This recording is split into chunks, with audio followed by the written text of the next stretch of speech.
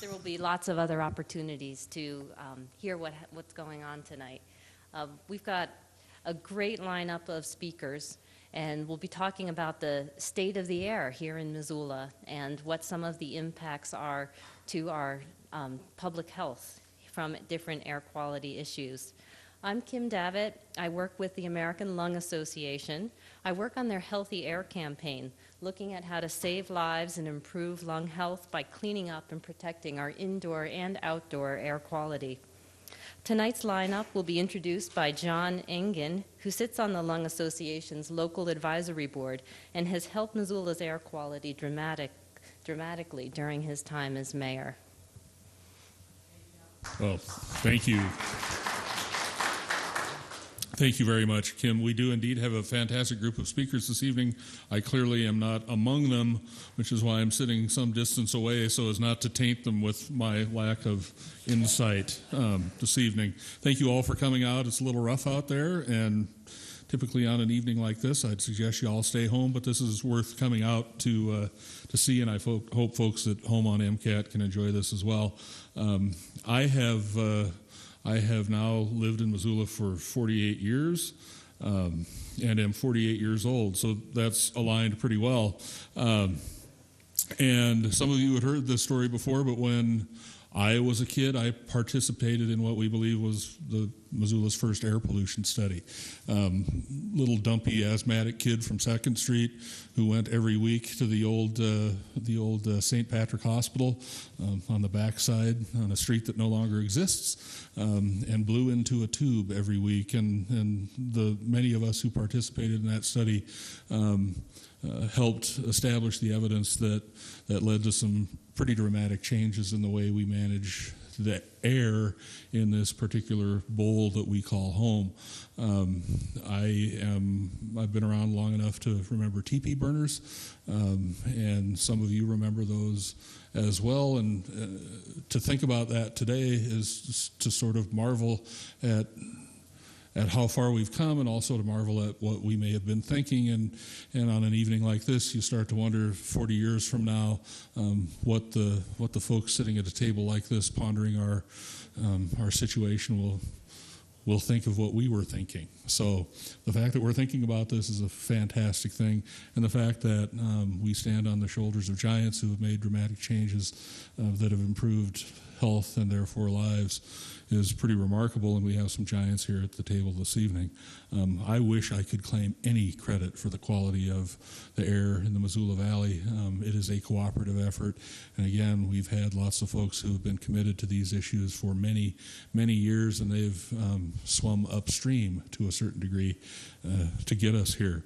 Our panelists this evening are Paul Smith, a pediatric pulmonologist at Missoula Community Medical Center, Tony Ward, who is an assistant professor at the University of Montana Center for Environmental Health Sciences, Sarah Cofield, air quality specialist right here from our own Missoula City County Health Department. Dr. Georgia Milan is here, a former director at St. Patrick Hospital's Women's Center. Professor Steve Running, a Regents Professor of Ecology at the University of Montana College of Forestry and Conservation. Ben Schmidt, also from the Missoula City County Health Department and is an air quality specialist as well. And of course, Kim Davitt, who you met earlier, our initiatives manager for the American Lung Association. Our speakers tonight will address a variety of issues, and according to my notes, they all have 3 minutes. At which point, apparently, someone pounds a gavel. Is that? No, actually, you have more time than that, and you will have much to say. If you start to hit the half-hour mark, I may make a slight clearing of throat noise or something to that effect. But with that, I'd like to introduce Dr. Smith to talk a little bit about how our air and what's in it affects our children's lives. Dr. Smith. Thank you. I haven't used this enough to know if I've got it too close or not close enough, so raise your hand if you can't hear me. Thank you very much for organizing this. You know, it's just rewarding to know that people are paying attention and that we are caring about it.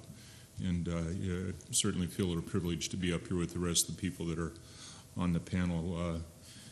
Instead of thinking about being on the shoulders of giants, I think more of if there's a turtle on a fence post, somebody had to put it there, and I appreciate the chance to be one of those people talking about this. I also think it's appropriate that we start this talking about children.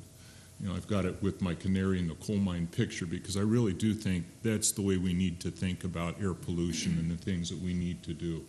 Our children are the most vulnerable to all types of pollution, air pollution, water pollution, et cetera, et cetera. And they're most vulnerable for several reasons. Number one, they eat more, drink more, and breathe more per pound than adults. Number two, they're going to accumulate whatever toxins that we give them. They also are going to suffer their damage over a longer period of time, obviously decades. So anything we are doing to children now is really going to be, expecting them to pay a tax on our actions for the rest of their lives. And then finally, they are being injured while they are developing new organs. You really don't completely form your lungs until you're about 10 years old. They estimate is when the number of alveoli finally quit, at least in terms of numbers. So if you injure that little lung, the damage is much more extensive than an adult lung.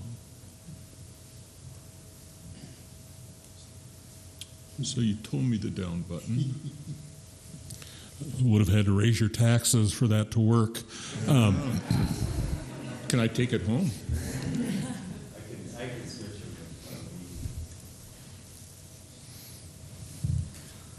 So, and go ahead and hit the button again.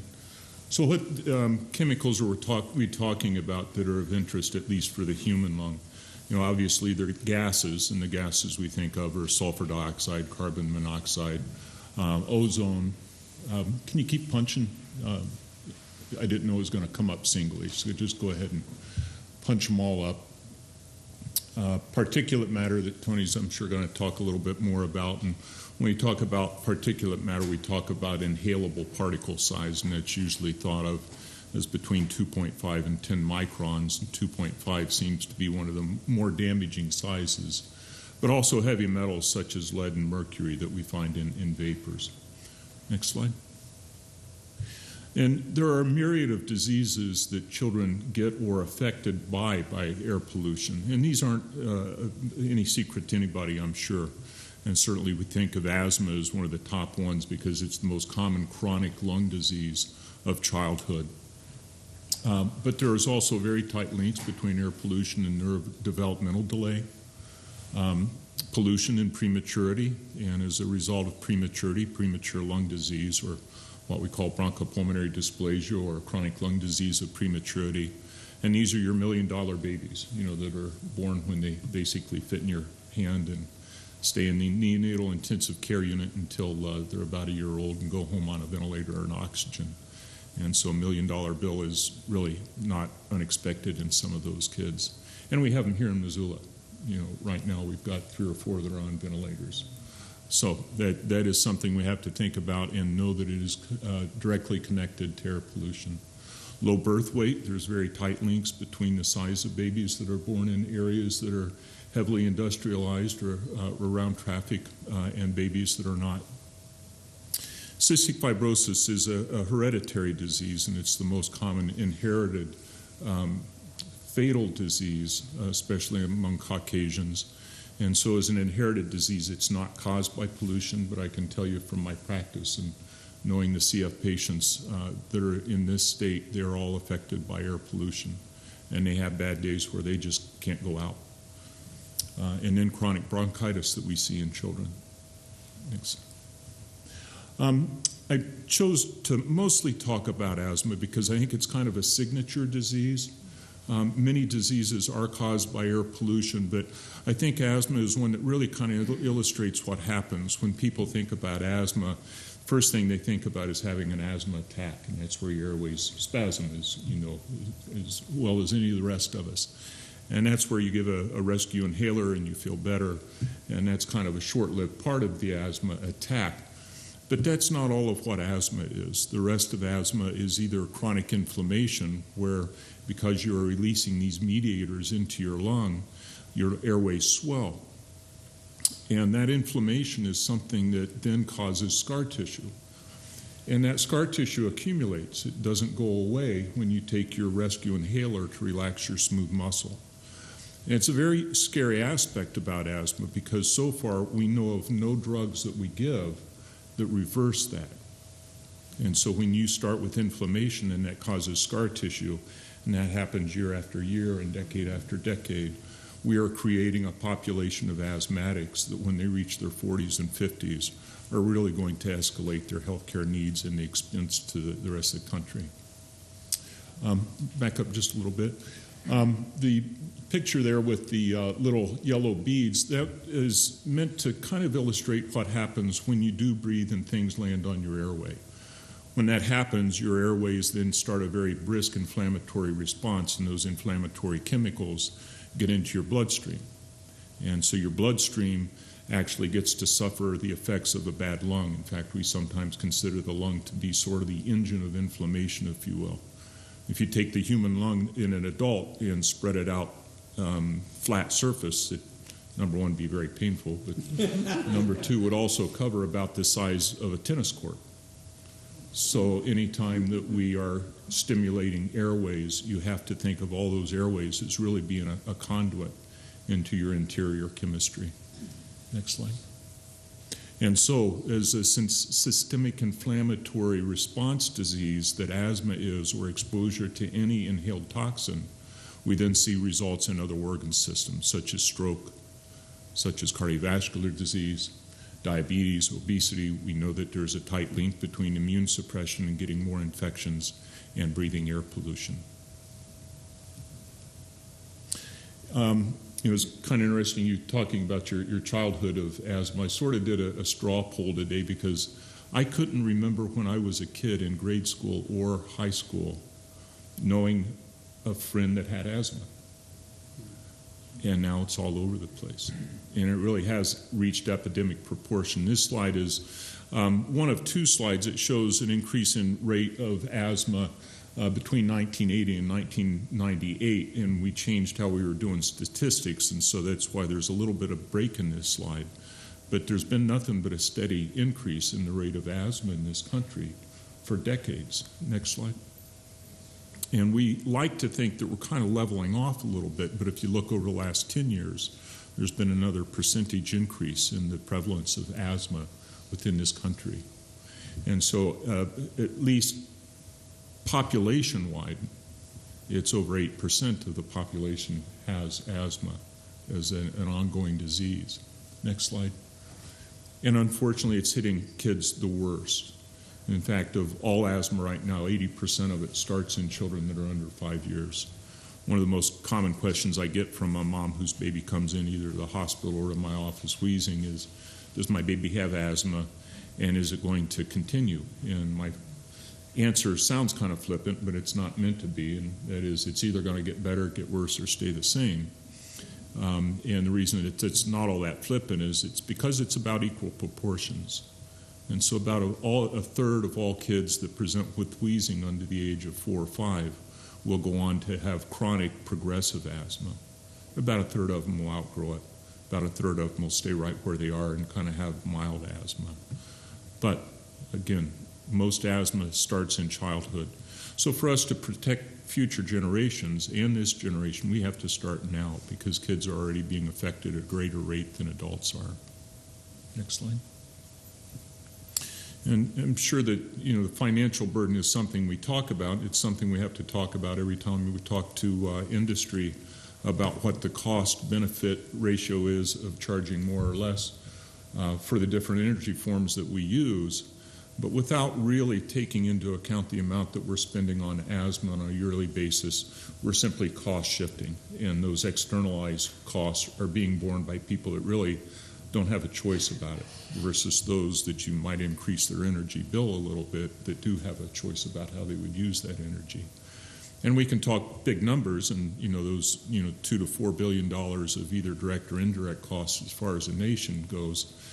is a number that's very hard for me to comprehend. But when you talk about a family-based cost of asthma, next slide. One of the rescue inhalers that you see all the kids take, virtually all my asthmatics have one of these, is $40 to $50 for one of those, and it lasts a month. And the second line drug that I use if they're not doing well with their rescue inhaler is an inhaled steroid, and that's any place between $150 and $250 a month. And then if you add an oral leukotriene inhibitor, which is kind of the third line drug that I add to my severe asthmatics, it's another $50 to $100 per month. And then we're not even talking about x-ray costs, hospitalizations, ER visits, doctor's visits, what it takes for me to diagnose asthma, blood test, pulmonary function test, x-rays. And so the average family with a child that's got asthma can pay between $1,500 and $3,000 a year. And that's a child that's doing relatively well with it versus, being hospitalized in the intensive care unit and paying between, $20,000 and $50,000 for that hospitalization. So that's why I think that starting with kids is the best place for us to start this discussion tonight. And again, appreciate the effort that you guys have made and a chance for me to talk a little bit. Thank you very much.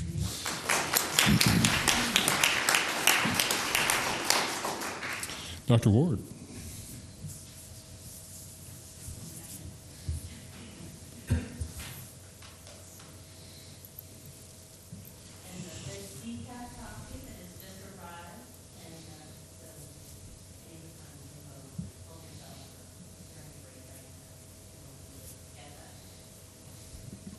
So you might need the caffeinated version after this talk.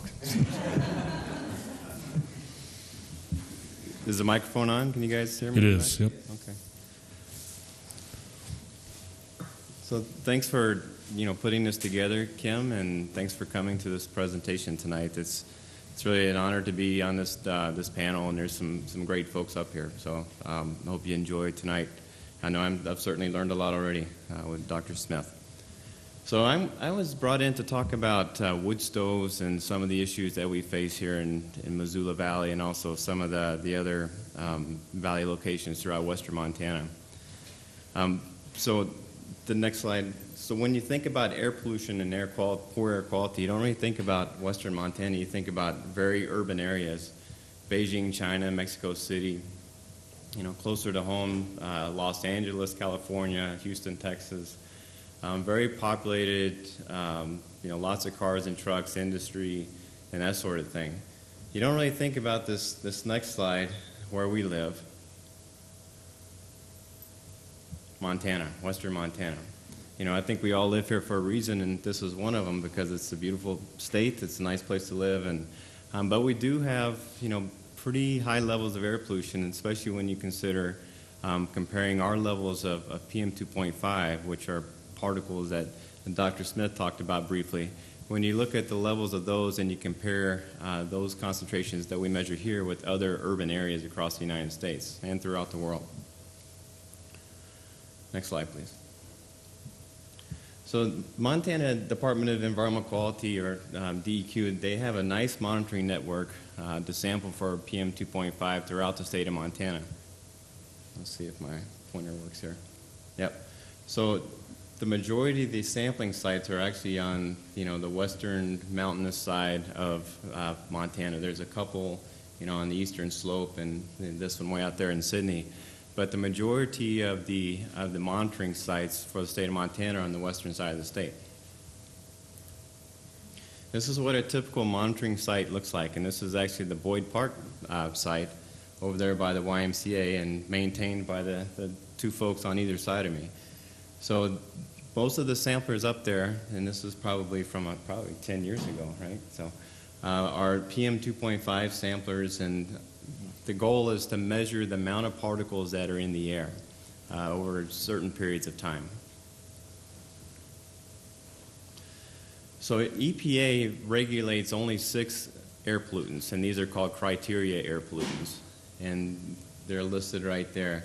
Now, when we talk specifically about PM2.5, and again, PM stands for particulate matter, and 2.5 is the sizes of these particles, so 2.5 microns and smaller. This is when people's eyes kind of glaze over, but that's the only technical talk I think that I'll throw at you today. But so there's actually an annual standard and a daily standard, 24-hour standard. And this, for those of you who have been paying attention just the last week or so, or a couple of weeks, this was dropped from 15 down to 12 just within the past month. So it's a really big improvement in health, and hopefully it's upheld in the court of law in the future. So it's important when we talk about, is it good air quality or poor air quality? Because a lot of times this is what we compare it to, these ambient air quality standards. When we first really started getting involved with air pollution in Montana and working with Montana DEQ, this is what the non-attainment areas across the United States look like. At that time, the annual PM 2.5 standard was 15 micrograms per cubic meter, and the 24-hour standard was way up there at 65.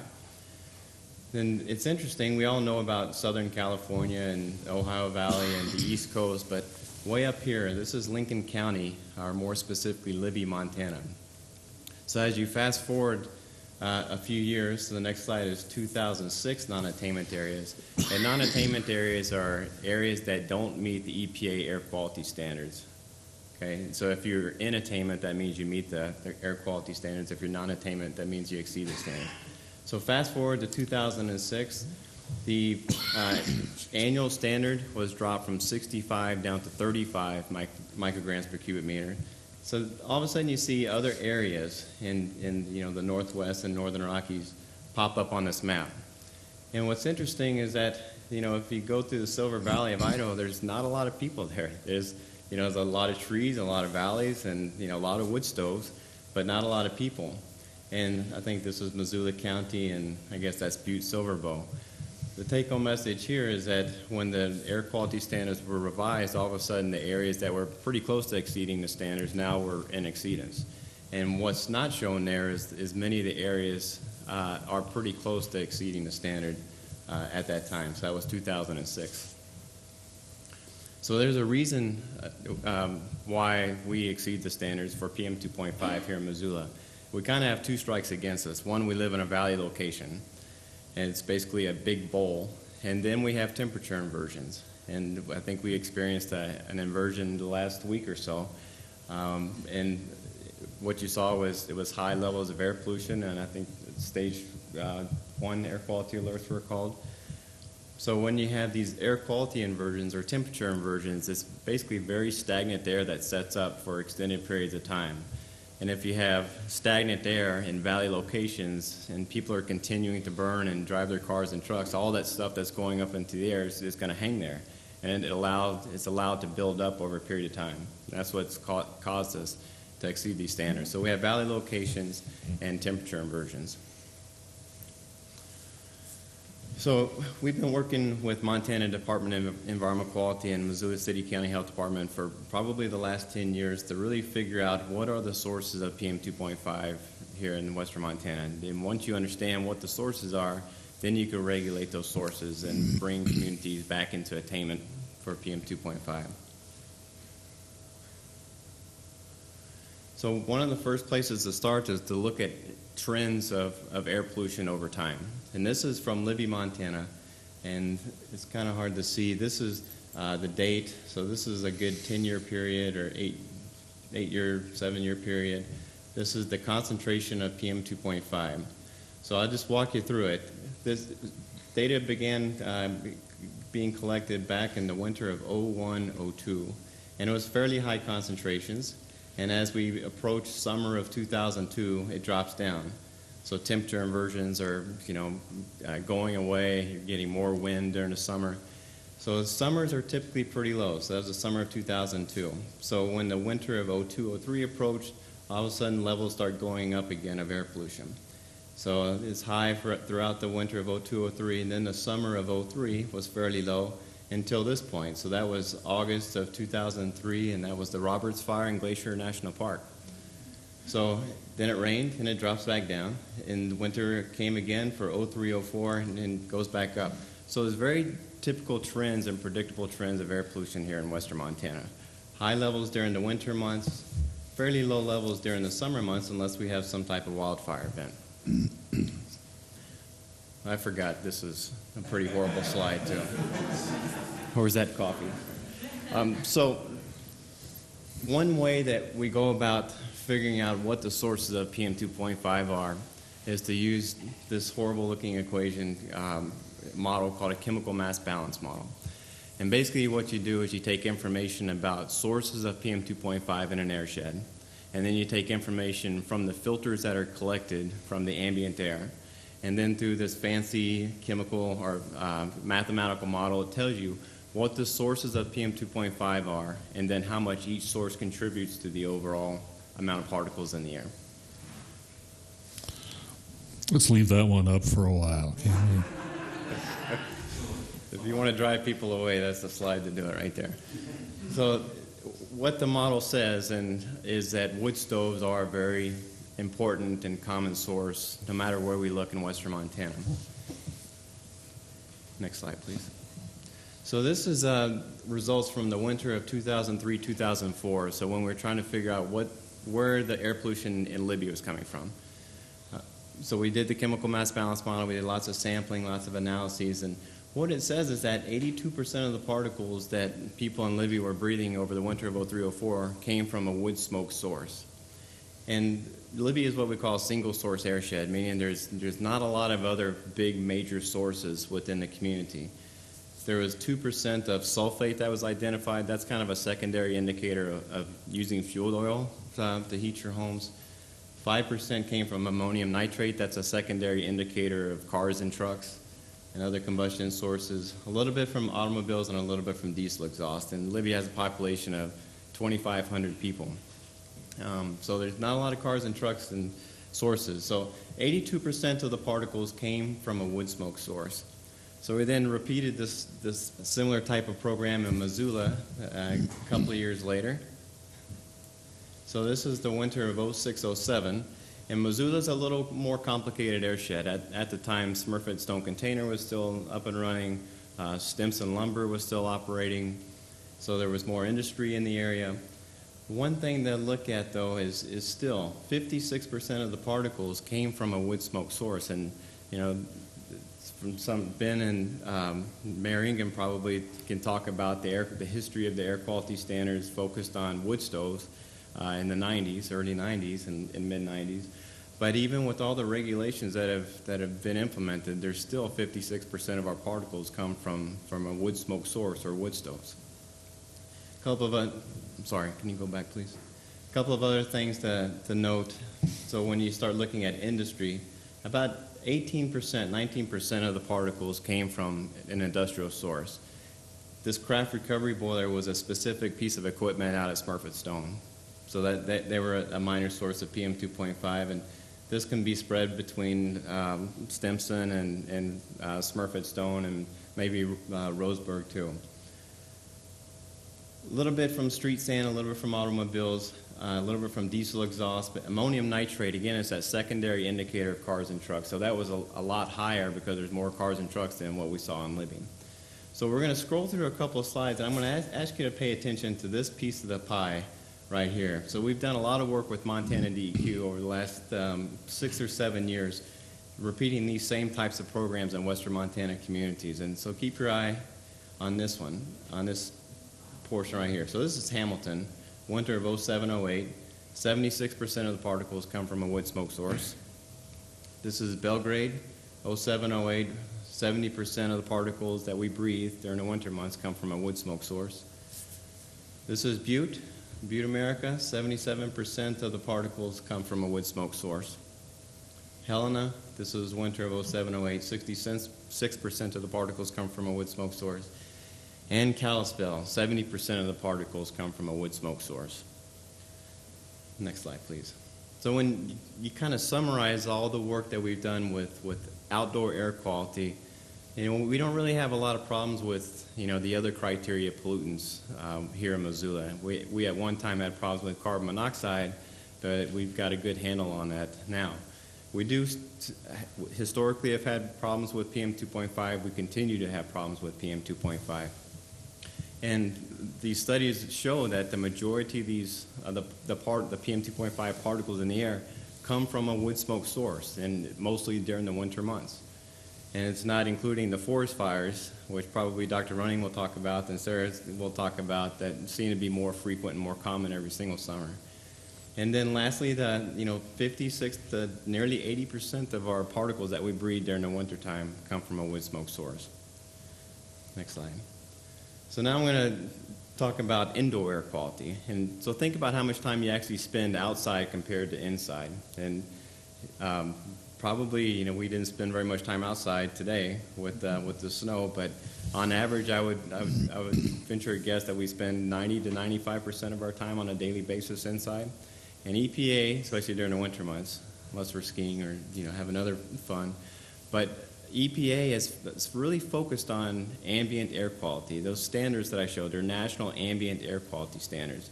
So they're not really addressing indoor air quality. And indoor air quality is very important because that's where we spend the majority of our time. So we've done a lot of sampling over the last 6 years in wood stove homes, so homes that contain wood stoves, in this asthma child study that we had with Dr. Curtis Noonan at the University of Montana. And the goal is to look at the impact of wood smoke on asthmatic kids and what happens if you reduce the levels of wood smoke within homes. How does that improve the health of the kids? So we've done a lot of measurements within Missoula and Idaho and Alaska over the last several years. Next slide. And we've seen some real doozies in these homes. And these are some older models in Idaho. Next slide. But what we see pretty consistently are these trends. And this is a very representative pattern of what we see within these homes that contain wood stoves. And let me show you what I mean here. So this is sampling continuously over a 24-hour period. So the y-axis here is concentration, and the x-axis here is the 24-hour sampling period. So this is 60-second averages over a 24-hour sampling period. So this was done in Libby back in 2006. And it was fairly cold, so this is the end of October. So the lady got home. One of the first things she did, so we started sampling at 2 o'clock in the afternoon, and she lit her wood stove. So that's the act of opening the door, throwing wood in, lighting it up, off, and a big plume of smoke fills up her living room. So the concentration spiked over 700 micrograms per cubic meter. And then it kind of dissipates out over time. And I think right there she's cooking dinner. Right before she went to bed, you stoke your wood stove, and then you damper it down. So that's the act of opening up the wood stove door, throwing wood in, closing the door, dampering it down. Another nice big spike over 300 micrograms per cubic meter. And then it kind of dissipates out. So she's sleeping. There's no activity throughout the whole night. We know exactly what time she woke up the next morning, 6:30 a.m., because it's cold outside. You want to load your wood stove and fire it up. Again, nice spike over 500 micrograms per cubic meter, and then she leaves for the day. So two things about this graph.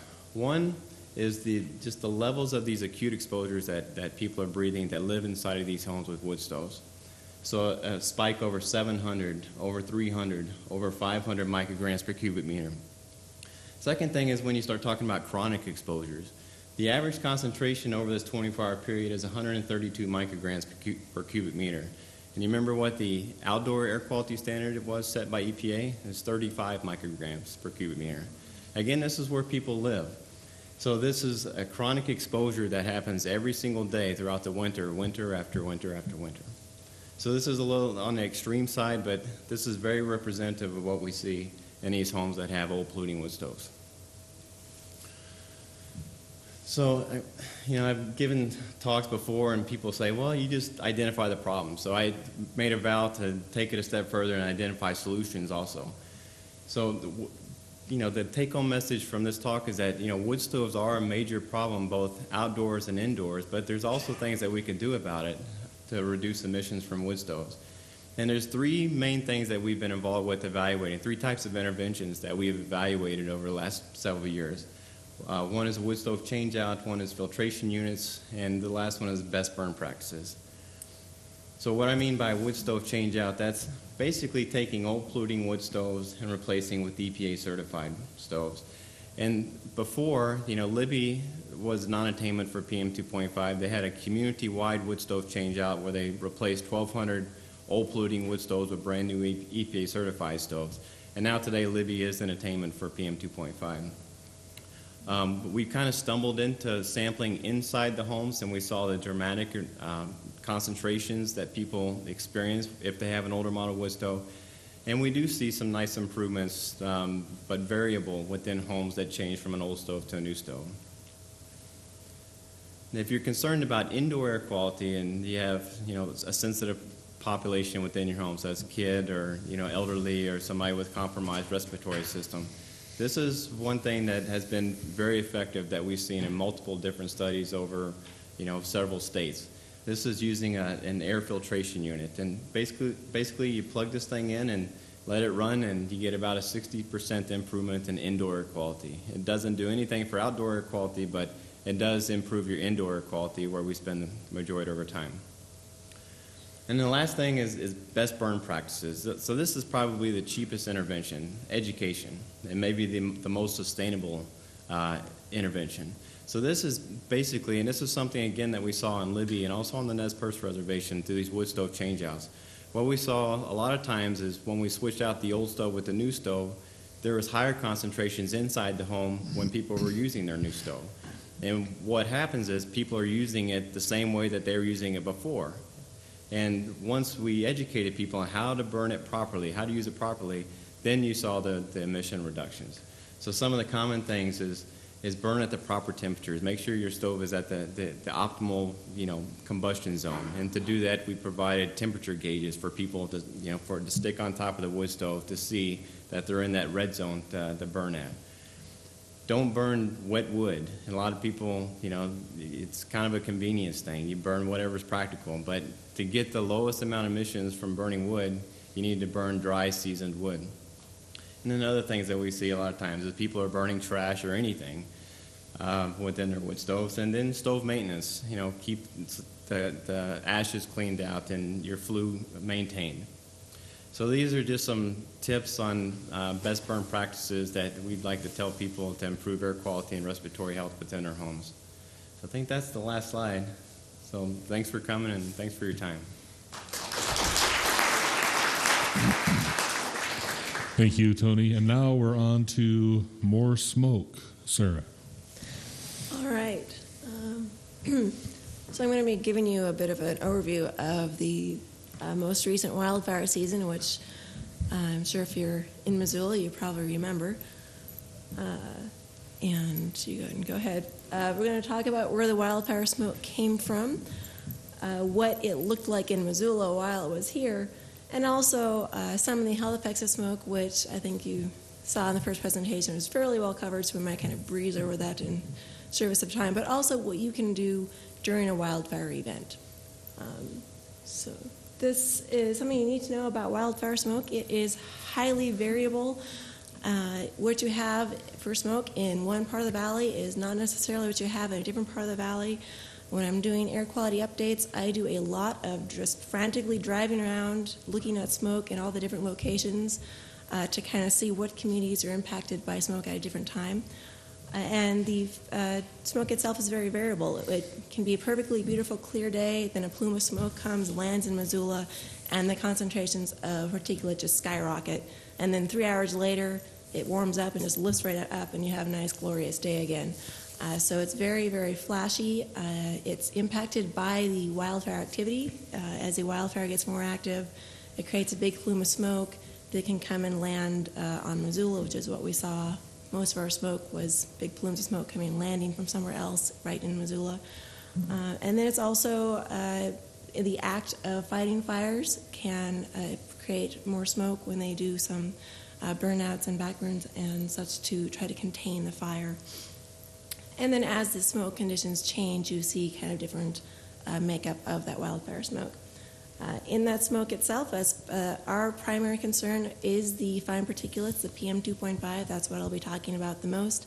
There are also irritating chemicals such as formaldehyde and various other chemicals in the smoke, and carbon monoxide, which is more of a concern right by the fire. So these are just some nice pictures of local forest fires from this past year. The two with flames are both from the Condon Mountain Fire, which was one of the very few fires we actually had that were large within Missoula County. but it's kind of a fun collection of pictures. Right. So these are the fires that impacted Missoula in 2012. As you can see, most of them starting end of July, then kind of going all the way up through into September. Most of them were in Idaho. We only had a couple of fires that impacted the Missoula County that were actually in Montana. That was the Condon Mountain Fire, which hit Condon a couple times, and the Sawtooth Fire outside of Hamilton that hit Hamilton pretty hard, but we only saw smoke from that particular fire a few times. And then we did even see some come and smoke hit us from Washington for a couple days, but mostly we saw Idaho smoke. Okay. So most of the smoke that we started seeing rolling in what came around the end of August. That's when we really started doing a lot of air quality updates and health advisories. This is the satellite photo from August 30th. As you can see, there's quite a bit of smoke in the Powell complex. That's the Powell-Selway Bitterroot Wilderness. It's right across the mountains from Ravalli County. Nothing is there really except for this fire, as far as I could tell. And it was just burning. They had a lot of other priorities, and so that one just burned and burned and burned. The Mustang Complex, which was a giant, giant fire right on the border of the southern border of Montana and northern, where Montana and Idaho are. And that hit Ravalli County pretty hard, but we didn't hardly ever see any smoke that I could actually say came from the Mustang fire. But you can see it going right up. On that day, our 24-hour average was 24 micrograms per cubic meter, which is below that standard. You can hit the click again. And so this is that Today's Air website that shows the monitoring going on around the state. And this is our particulate monitor in Boyd Park, which you saw the shelter picture that Tony had.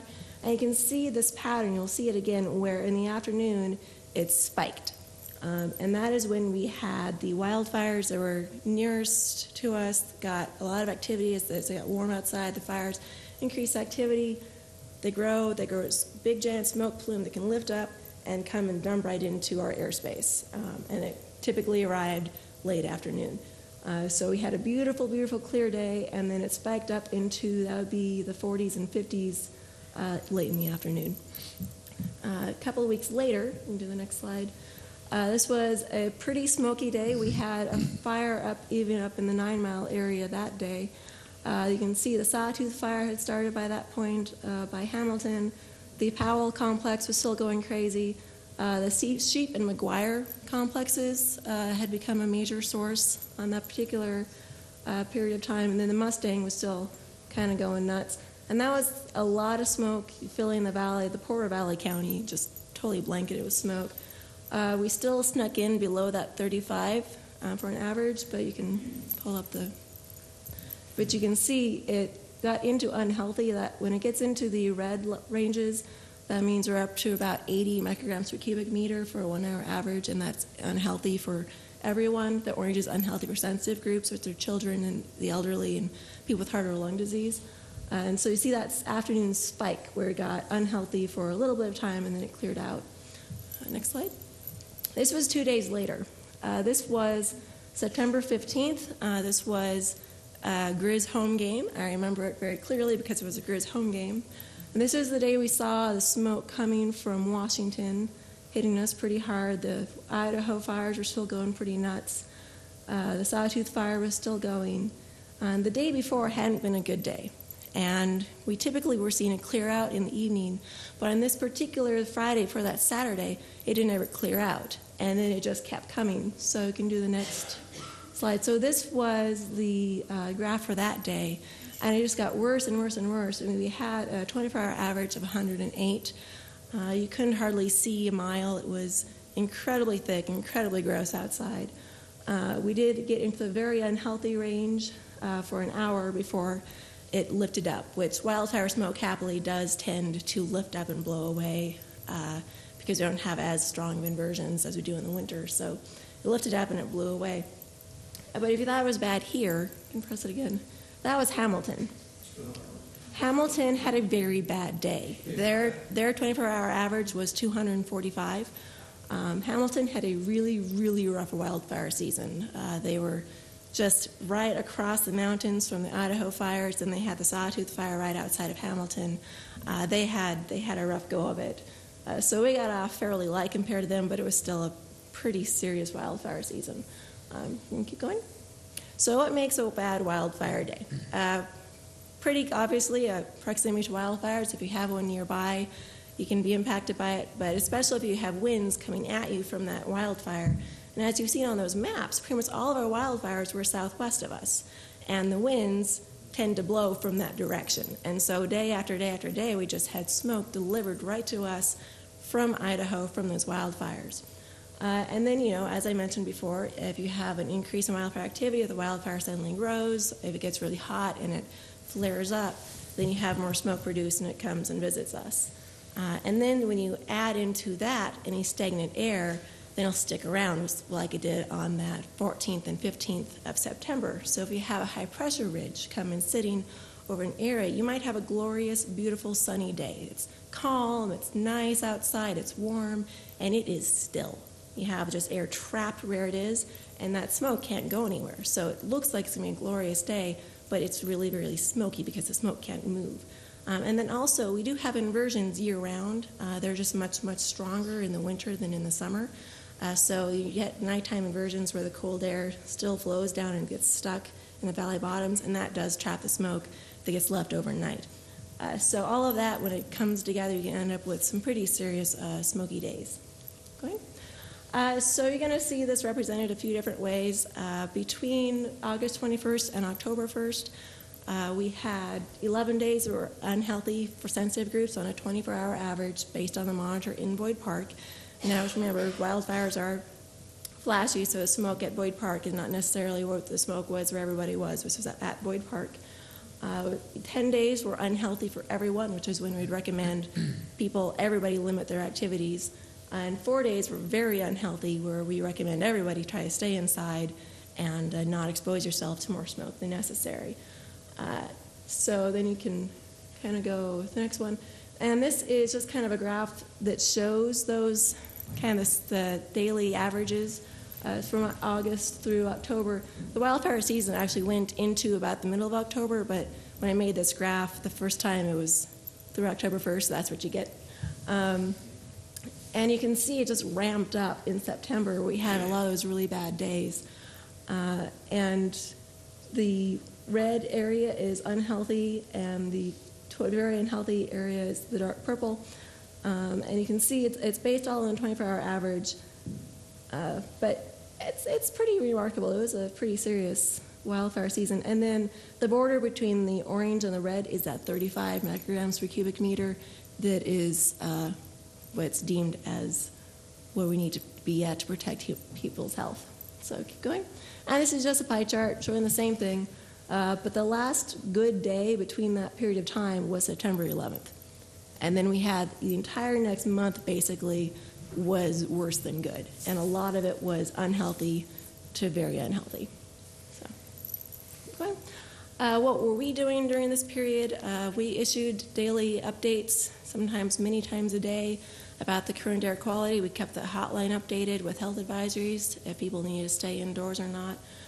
We have a web page we kept updated, and then we also have a fairly extensive email list for people who are interested in the air quality updates, and that includes all of the athletic directors and schools. So a lot of people have asked about this wildfire season because it seemed pretty onerous. Was this our worst wildfire season? I swear every reporter asked me that. And the answer is actually no.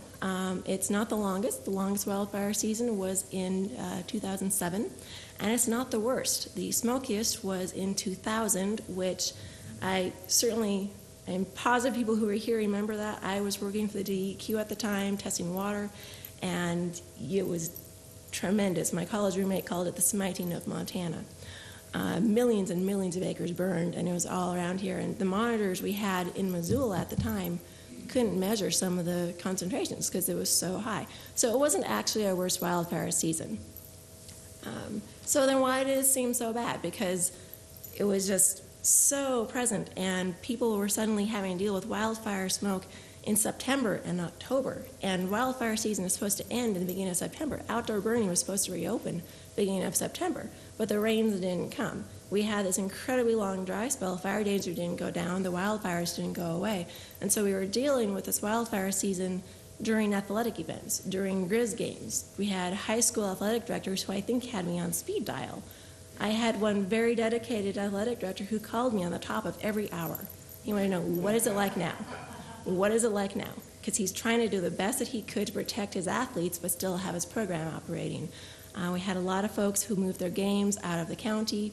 I'd be looking at monitors in Ronan and trying to see how far north do they need to go to get out of the smoke. And so it was just a new situation where usually people aren't having to really worry about their athletic events quite as much.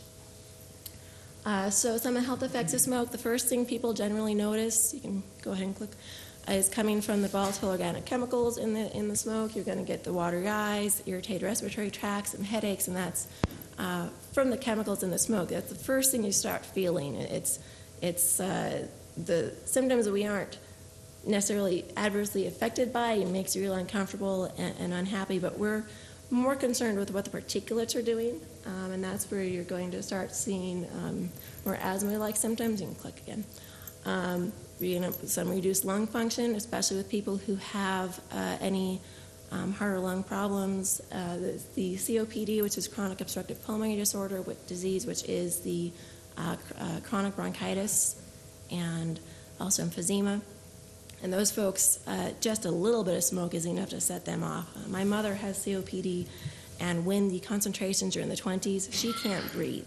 So wildfire season is heinous for people with COPD.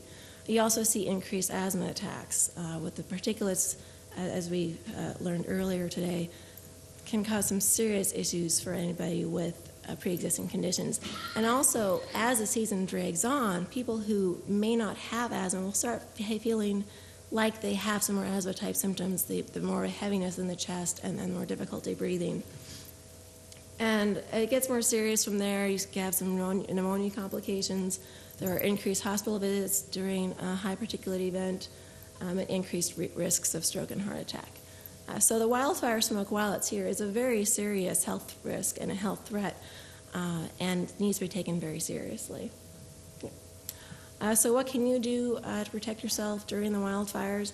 And the best thing is really try to avoid exposure to the smoke. It's not something that you can really control by your own behavior.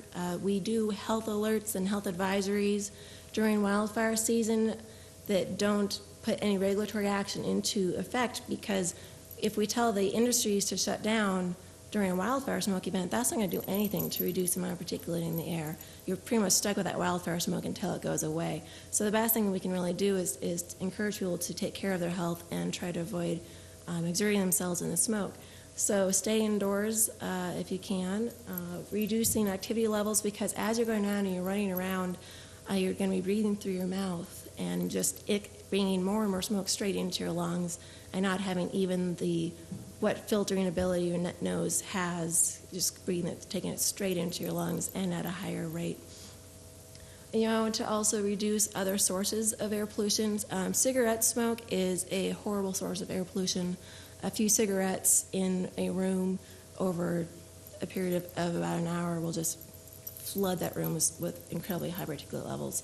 In my longer version of this slide, I have the exact numbers.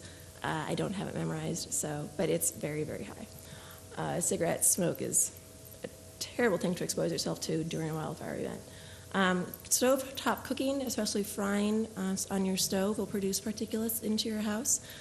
And vacuuming throws more up into the air as well. So these are things to avoid if you're trying to have a clean space inside. If you can have an air conditioner, you can run it on recirculate, and that will do a little bit to reduce your exposure. Filters, like what Tony showed, are also, if you can create a clean room with filters. And if you must be outside and you really are concerned for your health, you can go with a respirator. We generally don't recommend respirators just because it's actually hard to breathe through them because you're trying to force air through that respirator mask, and you need to make sure you have the correct one that's rated for the particulates and things you're exposed to.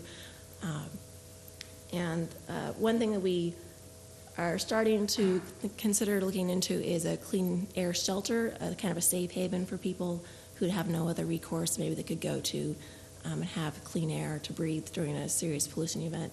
But we don't have that yet. And then in the absolute worst case scenario, just leave the area entirely, find somewhere with good air you can go and stay. Ways that don't work, dusk masks and bandanas.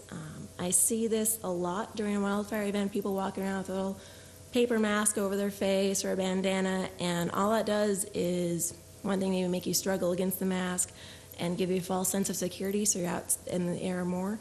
But these particles are tiny, tiny, tiny. They pass right through those masks, and they aren't going to do anything to protect you from the smoke. So your best advice is to stay indoors, or if you feel like you must be outside and you really want a protection, get a respirator that's rated for the particulates. And ozone generators, they're sold as air purifiers. Do not get an ozone generator. Ozone is a criteria pollutant that the EPA has standards for. Yes, it will break down things and chemicals, but it's also incredibly bad for you. So don't get ozone generators. Get an air filter. And then in the long term, this is another thing people were very curious about, what's the effect of this wildfire season, because it was a very long wildfire season. We had days and days and days without a break. But the good news is people generally do recover from a short-term exposure to the wildfire smoke. While it's here, it's very serious, and it can cause asthma attacks and other complications. But you will generally recover. If you make it through the season, you should bounce back pretty well. It's actually far worse to be exposed to more of a chronic exposure from, for example, wood stoves and other sources. They're just there day after day after day after day. But the short-term wildfire smoke, while it's here, is not good for you, but then it goes away and we can go and breathe happy, clean air for a little bit. And that's what I have.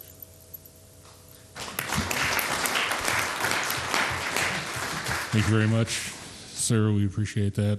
I'm having some psychosomatic reaction to all the talk about smoke, coughing, and sputtering over here. I'm sorry about that. So it turns out that wood is not the only source of fuel that creates particulate, and Dr. Milan has some ideas about that for us this evening. Well, tonight I have a PowerPoint presentation which I never use. And I have notes, which I never use when I'm talking. No, that's not it. And I had hoped I could hold the thing like a weapon of power here. But this is such an... Thank you. Right. Are you sure this won't work? Darn it. Here, I'll work on that while you talk.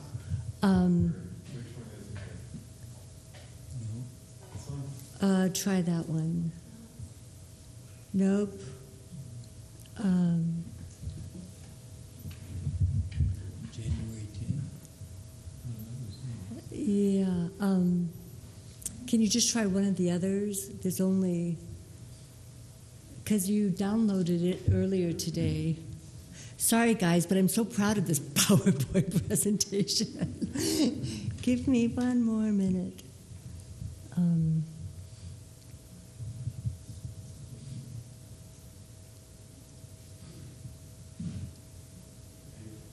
That's it. Okay. It's really not very good, but it's my first. So,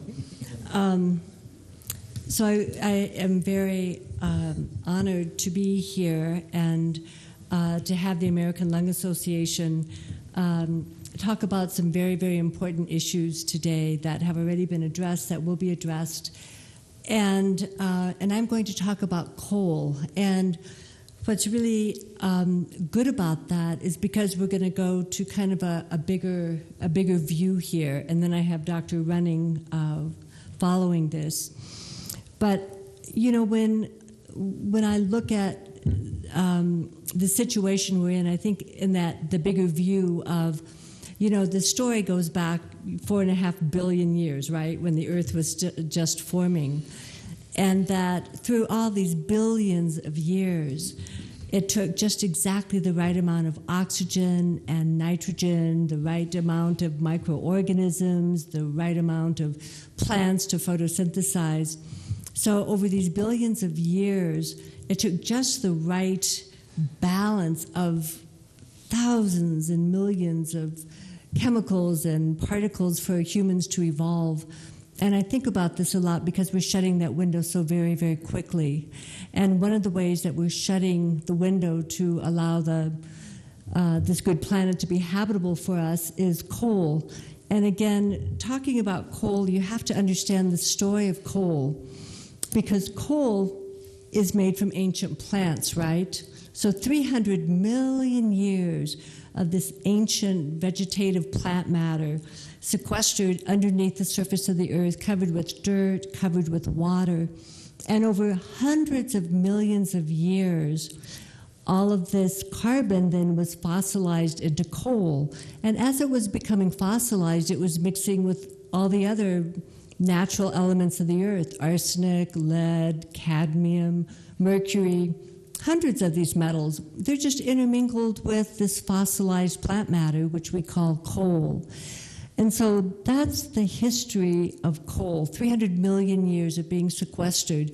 So all of the carbon that's represented in all of this plant matter is just lying within the surface of the earth.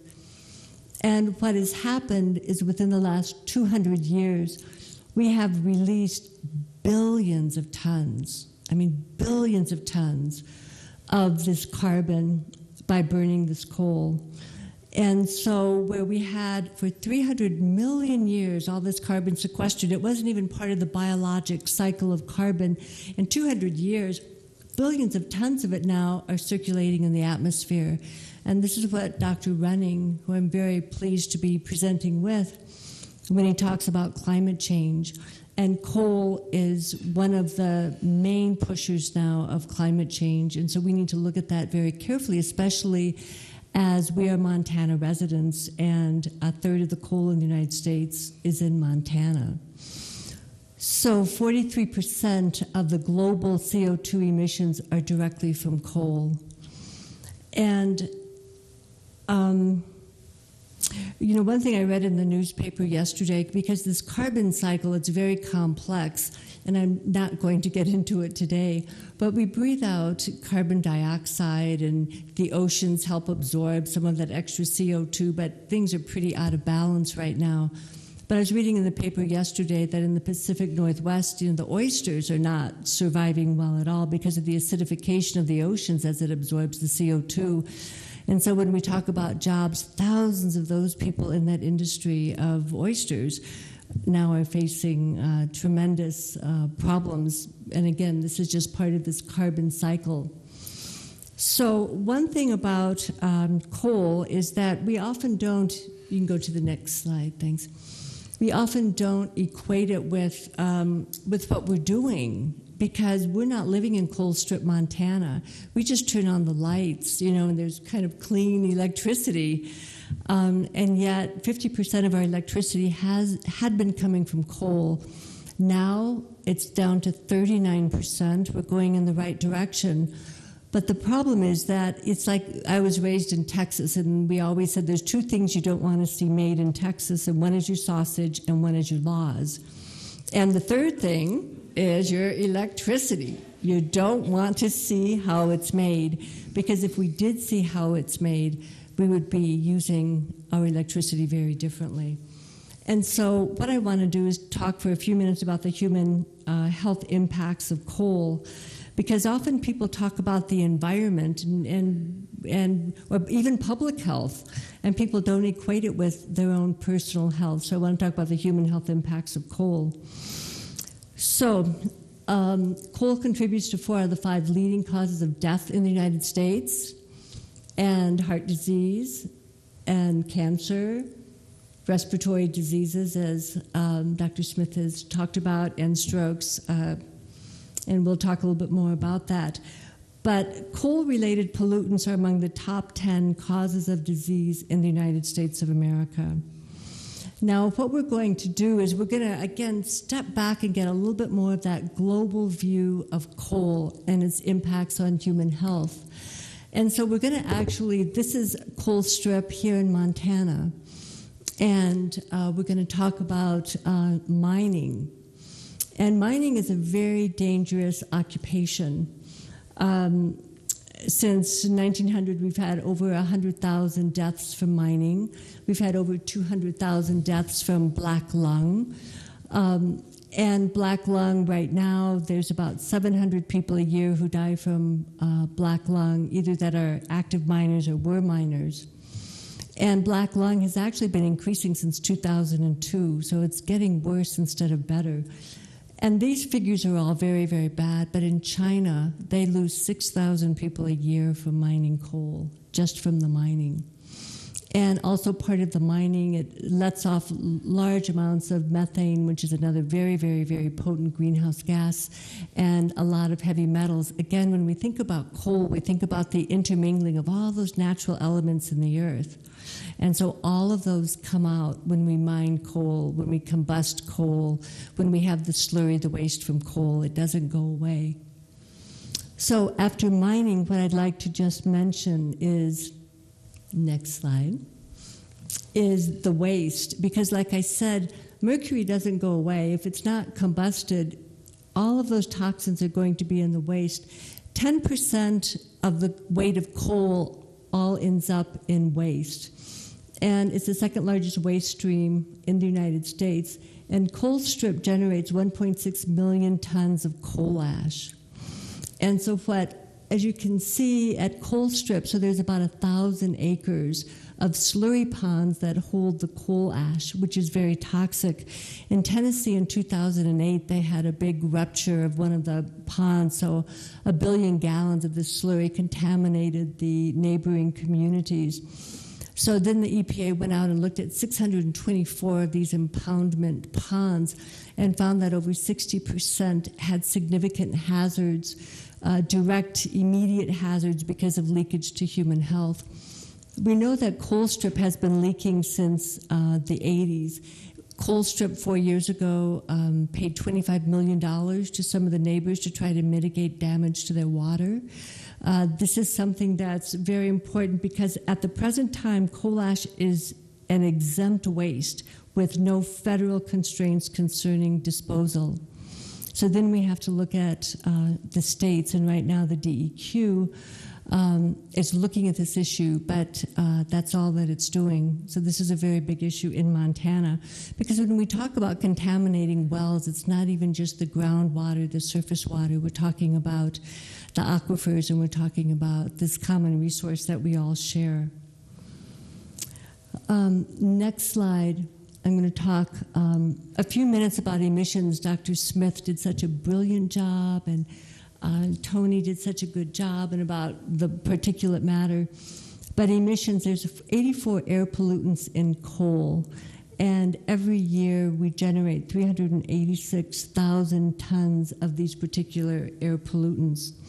So 40% of all hazardous air pollutants are from coal. And these emissions contribute to 4 out of the 5 leading causes of death, and of course they're related to premature death, birth defects, reproductive problems, sudden infant death, many, many, many illnesses.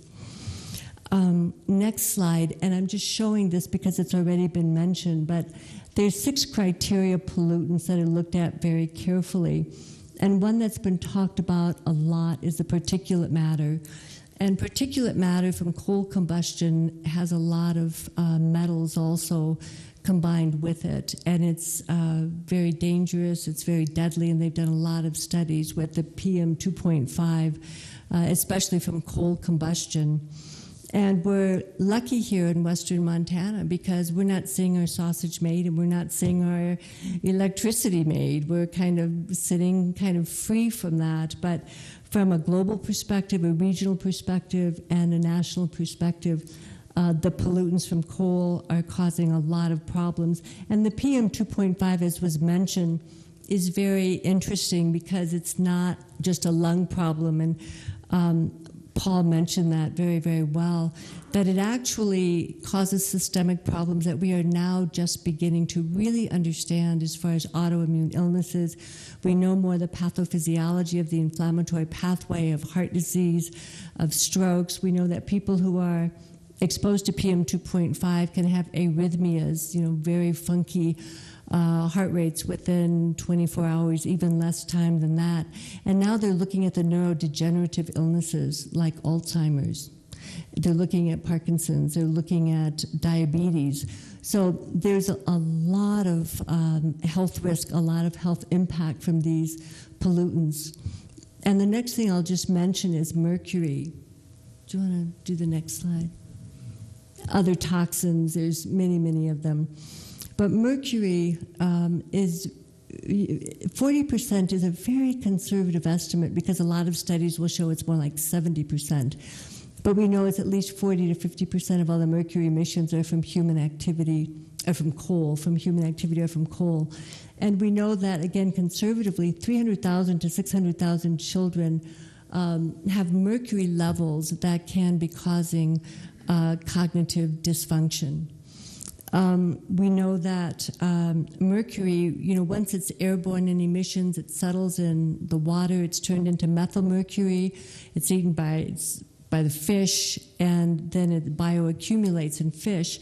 So in Montana, we have 50 lakes, including Flathead Lake, with warnings for women and children to avoid eating too much fish because of the mercury contamination.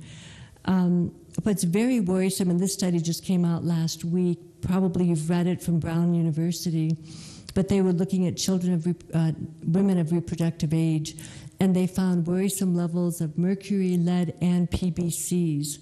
And 25% of the women that were studied, and there were thousands of women studied. So this is really worrisome because this is mercury has tremendous amount of damage, and coal is releasing a lot of mercury into the environment that is causing tremendous health problems. Colstrip did decrease their emissions because they had to. There were more stringent regulations. But what I want to remind you is that China has very, very few regulations about this, because we're going to talk in a minute about transportation. We're going to talk about what we're planning to do with the coal in Montana, and we're going to be talking about these emissions that are going to be coming from China. We know right now that at least 20 to 25% of the mercury contamination in Alaska is from China, and we're planning to send over a lot more coal. Would you do the next slide?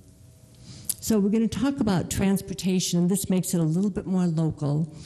And so the plan is to expand the Powder River Basin. Like I said, we have a third of all the coal in the United States. The United States is like the Saudi Arabia of coal. To put this on coal trains to ship to the West Coast, to put on ships to send to Asia, China being the main country. And in China right now, they're building a new coal-firing plant every week. And so there's a lot of concerns about the transportation through Missoula, and a lot of us doctors are asking for a health impact statement, which is different than just an environmental impact statement. We know that there's a handful of trains that run through Missoula right now.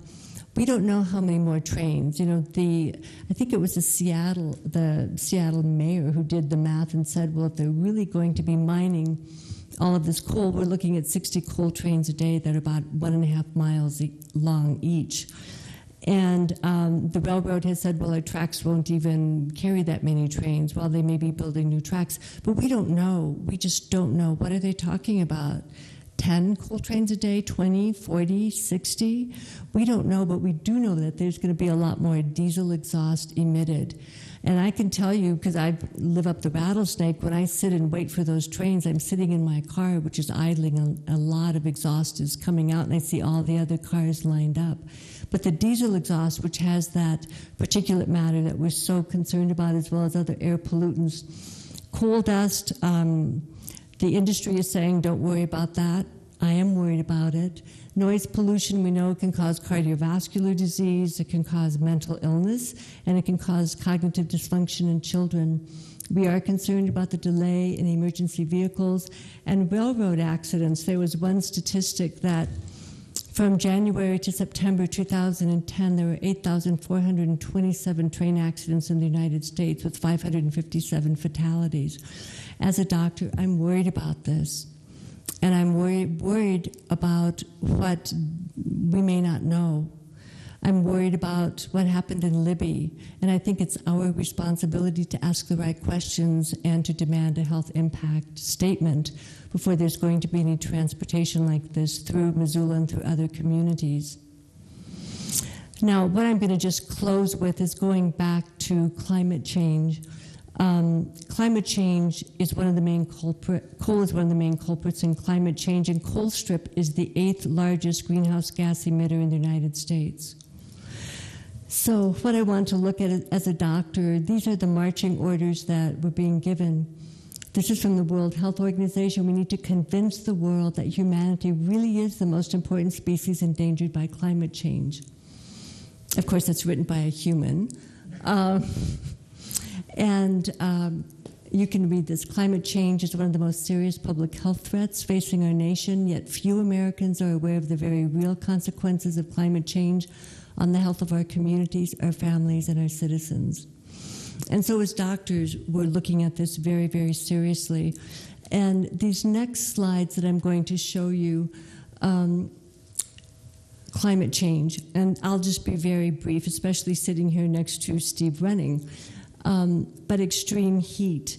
Extreme heat directly causes death. You know, yesterday on the news they were talking about 2012 being the hottest year on record in the United States. In 2003 in Europe, over 70,000 people died from the heat. In Russia in 2010, over 54,000 people died. It's interesting because I don't know if you all have read this, but the World Health Organization and the World Meteorological Association put out an atlas that I've been reading. They put it out in October, and it's a brilliant coming together because the World Health Organization has said unless we get some handle on climate change, there's no way that we're going to be able to protect the health of the humans on this planet. And they are predicting now in that atlas that we will have extreme heat waves in the next few decades, every 2 to 5 years. That used to be every 30 to 40 years. These increased temps decrease air quality, they increase respiratory and cardiovascular disease, they increase asthma, which already affects 23 million kids in the United States, and Steve is going to talk about the wildfires. The next thing is natural disasters and variable rainfall, and we've had that hit close to home with Hurricane Sandy. Like Steve says, climate change is like storms on steroids. And the intensity of the storms have been changing. The other thing that we're really looking at is that the sea levels are rising. You know, as we see all of the ice packs melting, there's a lot of predictions, but I can tell you that a half of the world's population lives within 30 miles of the ocean. And as sea levels rise, we're going to be having tremendous health impacts from that. The next slide is on just a reminder about infectious diseases. This is a huge thing in medicine right now because we're seeing malaria, huge increases of malaria, huge increases of dengue fever. And I mean, I've worked in Haiti, I've worked in Central America, and you don't want to have dengue fever. And the expectations now that dengue fever will increase from 50 million to 2 billion by 2020, which is not very far away. Approximately 173 million Americans in 28 states have mosquitoes that can carry dengue fever. Also, of course, we're seeing huge changes in West Nile virus, Lyme disease, hantavirus, and we're going to have an infectious disease specialist talk about this at St. Pat's in the next few weeks, so I'll give you the date of that, because infectious diseases and climate change is huge, and it will affect us. Next slide is about drinking water contamination. This has been a big problem in New York. It was a big problem in the Great Lakes area a few years ago, where we have our sewage and our drinking water mixed together, seeing big outbreaks of many diseases. And again, my experience, I've worked in a number of cholera places, and you don't want to get something like that. Within 12 hours, you're dead. So drinking water is huge. Next slide is looking at food supplies, which we know are going to be impacted considerably by climate change. Already 1/3 of the children who die globally, the death is related to malnutrition. And the next one is a large number of environmental refugees. And we always have the picture of, you know, people from Africa, so it seems, oh, that's so far away. But in February, I went to the United Nations and spent a month getting a diploma in international humanitarian aid. So I was taught how to set up a refugee camp for 20,000 people on 2x2 square kilometers in 48 hours for people like you and for people like me, for people who are going to be faced with natural disasters. And when you have one little teeny piece of tarp to put over your head and your family, and that's your new home, it's really sobering. But it is happening to large groups of people right now. And they're involved in a lot of conflict, a lot of violence because of struggles for the limited resources. And of course, as first world people, we generate most of the problem, and yet we're not the most vulnerable population. So going to the next slide, going back to our mission, climate change is a major threat to human health, and we need prompt action to lower carbon dioxide emissions. And who's saying this, if you'll click, is the American Medical Association, the American Public Health Association, the American Academy of Pediatrics, the American Academy of Family Practice, U.S. Centers for Disease Control and Prevention, World Health Organization, and Physicians for Social Responsibility. And there's many more, but this is what I'm picking out. So as doctors, we have our marching orders to go forward and to be talking about these things, although it's much more comfortable to stay in our exam rooms. But we can't do that anymore. You know, we talk about wildfires, and we need to start talking about what are some of the pushers of wildfires. What can we do to make this world continue to be habitable? And as someone, like most of you in the room, have children, I know James Lovelock, you know, who is a brilliant scientist, but he, in his latest book, made a prediction that if things go on like they are, that by the end of the century, there will be potentially 1 billion people left on the earth. So if you think about, well, we're going to be 9 billion very soon, what kind of chaos, what kind of disaster would take 1 out of 9 of us off the face of this planet within my grandchildren's lifetime and maybe my children's lifetime?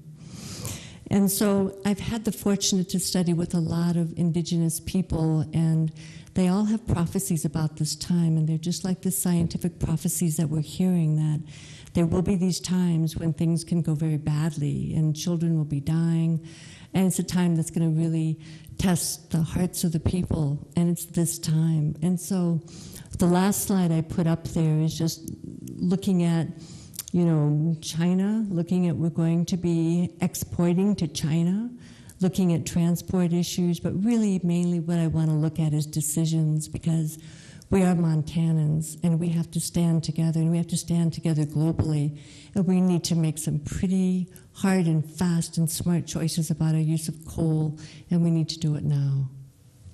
So. Thank you very much, Dr. Milan. And as he always does, Dr. Running can make even folks like me understand how climate change is made manifest in our daily lives.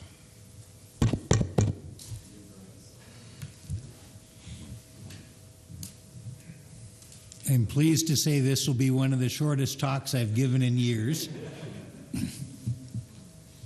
But it actually is so straightforward, and especially after George has done all the heavy lifting on a lot of the facts, that I can really get right to the point very, very quickly. Next slide. This study came out today from the Union of Concerned Scientists, and I really recommend you can go to the UCS website and get a 29-slide summary of this. They are making the argument that the vast majority of the coal-fired plants in this country are over 30 years old. The coal industry has been dragging their feet for decades on scrubbers and pollution controls and stalling and basically grandfathering in these old power plants, and we just plain don't need them anymore, not one bit. And when you see first the human health consequences of burning coal that are such a disaster, and then you add on top of it the global climate disaster that coal burning is, it's just a no-brainer. When I look at all the things that we need to start doing as society to start making a some progress on the climate change issue, it is a real easy decision that stopping burning coal is the number one priority. By far, it's the number one priority. It's the easiest, most obvious thing where humanity can get the biggest bang for the buck the most quickly. And what we're seeing already in the U.S., just in the last 5 years, in 2008, coal produced 51% of our electricity. It's now down to 37% in 2012, and it's dropping like a rock. And so within the U.S., partly because of finally they're being forced to meet EPA air pollution standards that they've been grandfathered in for year after year after year. And finally, though, EPA is saying, okay, this gig's up. You now meet these air pollution standards or you shut down. And you know what? They're having to shut down hundreds of coal plants because of this. And they've known this for decades.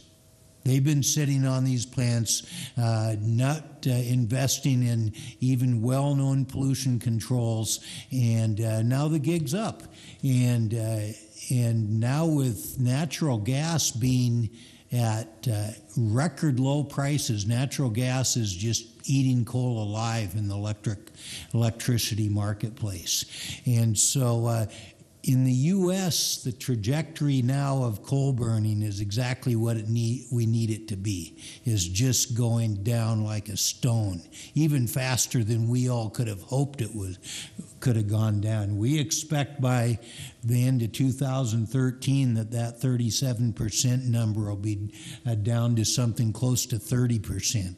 And so in the U.S., we are really finally turning the corner on shutting down coal plants that should have been shut down years ago, and they just can't stall any longer. And this UCS study that I mentioned itemizes all this, and it came out today, so it's brand new and a very rigorous analysis of this issue. So that's the good news. This is the bad news.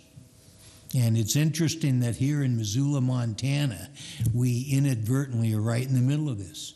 On a global basis, the use of coal for electric power has exploded. And so you look at the last 5 years, the use of gas and oil is drifting up a little bit. This isn't for electric power production only. This is total CO2 emissions. This is data from the Global Carbon Project. But you see the spike of coal use in the last decade. And this is when supposedly the Kyoto Protocol was enforced. What a joke. And so what we're seeing globally is coal emissions going through the roof. And what's incredibly ironic is right here in Missoula, Montana, we're going to end up part of it if we can't stop it. Every time I ride my bike down to work and I see a coal train going by above me on the tracks there, I think, this is why I'm going to work today, right up there. We don't gain a thing on the national level with our success and our national reduction in coal power if on the global scale we have this kind of acceleration going on. Next slide. And as already has been pointed out, China specifically, China, India more generally, are almost all the increase in coal-fired emissions globally. 80% of them were from China last year by the statistics from the Global Carbon Project. And so it's interesting philosophically to see that now suddenly the U.S. is in a defensive position on this, that we're going to sink our own ship if we don't find a way to bring China to the table and start negotiating on this. They're going to just bury us alive. And as this one image shows there, our satellites can track this pollution cloud. And I find it ironic that when we ship coal to China, the CO2 comes back faster than the coal went over there. It's back here in less than a week. We can track the atmosphere. It's less than a week for the air from China to get to Montana. And so any thought that by sending it over there we somehow are avoiding the climate consequences and even the more direct pollution consequences is just ludicrous. All we've done is added the transportation emissions on top of the combustion emissions. How much worse can this get? Geez, I thought the megaload issue was kind of the end. And the megaload issue is just warm up act for this. I mean, if we don't stop the coal trains to China, then it's all over. It really is just all over for the climate topic. Oh, I was supposed to talk about wildfires, so at the last minute I remembered that and stuck in a few wildfire slides. And as you pointed out, the wildfire season is getting longer. And this is, I actually gave this at a congressional review just about 4 weeks ago in Washington. What we're particularly seeing on a western-wide basis is that the season starts earlier in the spring. But it was a very interesting, curious season we had this year, that our fire season went into the fall farther than it's ever gone in my memory. And that's a little uncommon for us. But the net result is we just have more weeks of every year where fire probability is higher, and we're just more vulnerable to ignitions. And once they get started, then we end up with the kind of air pollution issues that we've already heard a good bit about. And so this is where the trajectory of our wildfire dynamic is going, and it's going to continue down this road. Next slide. So, yeah, duh, hotter years have more fires, you know. When you're speaking to Congress, you have to take things down to a pretty low level. And so I was hoping this was low enough. You even make the fire data in red, so they kind of connect the color and the message. Next slide.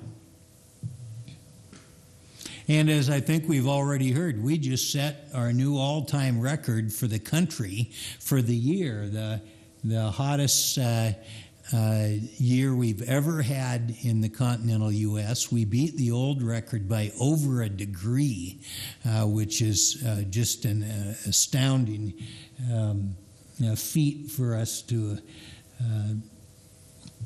have seen, and particularly back in March when we had the first warm-up. I was out in Minneapolis, and it was something like 78 degrees on March 12th, and they just couldn't believe it. It was 20. They were beating temperature records for the date by 20 degrees, higher than had ever been measured before on those dates. You don't break climate records by 20 degrees. You break them by 1 or 2. And you know what? Right now, Australia is doing the same thing, just in these last couple days. If you have nothing to do tonight, Google Australian heat wave. And their climate office just yesterday had to define a higher color bar on their palette for temperatures closing in on 50 degrees centigrade, which is 118. I think it's 118 degrees that they are now experiencing air temperatures in Australia right now. Next slide.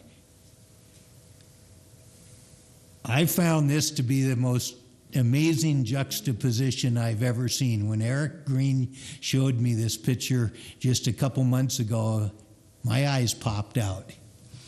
Here are these osprey whose chicks have mercury levels 100 times what are considered toxic thresholds, and what do you see in the background? This was not Photoshop. This is real. They've got this automated camera on this osprey nest, and there's one of your beloved coal trains heading to China in the background, causing the mercury pollution that the osprey chicks are then reacting to. Isn't that a classic? Anybody who wants a copy of this slide, just send me an email. And then finally, if we go into burning Otter Creek coal, we'll double the carbon emissions of the state of Montana for a half a century. You know, it's one thing to just year to year make some small decisions that, oh, we need some electric power for now, but locking yourself into a half a century of additional carbon emissions is just is our opportunity to finally turn a corner and start making the right decisions as Montanans, because we've already heard of the human health impacts. Now you've heard of the global climate impacts. I mean, this is such a no-brainer to quit burning coal for electric power that it's just amazing. And I think we as Montanans have an opportunity to really be leaders for the nation in this and make some gutsy decisions. And I hope we have a governor willing to do it. That ought to be enough for me, you think?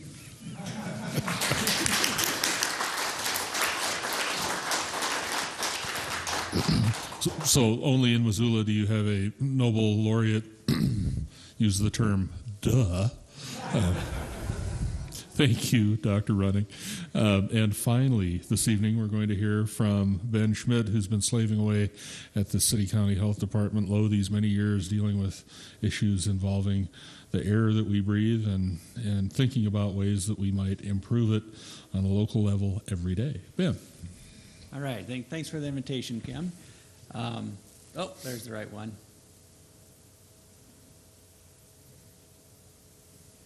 Okay, what I'm going to do is just basically give an overall history of Missoula relative to air pollution and transportation, and just sort of look at where are we at now, and as far as those two topics go, and then where are we going in the future. I could have brought a lot. Can you move the mic up? Yeah, there we go. Is that a little bit better? Now it's back on. It was on to begin with, just wasn't close enough. Okay, and instead of bringing a lot of slides, the problem with transportation air quality, it really affects every aspect of our lives, so where we live, how we get around, everything. So I'm going to just basically give one slide at the end that sort of summarizes the positive of transportation and air quality, and leave out pictures of roundabouts and pictures of Missoula and other communities that have really taken on transportation and air pollution issues, not just in the global scales, carbon dioxide emissions, but also at the local level where transportation affects our health. Before I go in, I just want to state that there's been a lot of new research done near very busy roads, and there's some ultrafine particulate that they're finding has huge impact on people's health. And these ultrafines are not even detected or measured at this time by the equipment we use to look at air pollution. Fortunately, Missoula doesn't have many of the roads that would qualify as this. And what they found in these studies is that people who live within like 1 or 2 or 3 blocks of these major transportation corridors have statistically very real health impacts from them. Again, Missoula doesn't really have any of these mega roads that they've done these studies around, but if you look at Reserve Street and the population growth that is occurring, we could become like Denver almost, smaller Denver because our valley's a lot smaller. That could become something that is of concern to us in the future quite easily. Okay. Next slide, please. So what are the pollutants of concern historically for Missoula? They've been carbon monoxide, PM10 and PM2.5.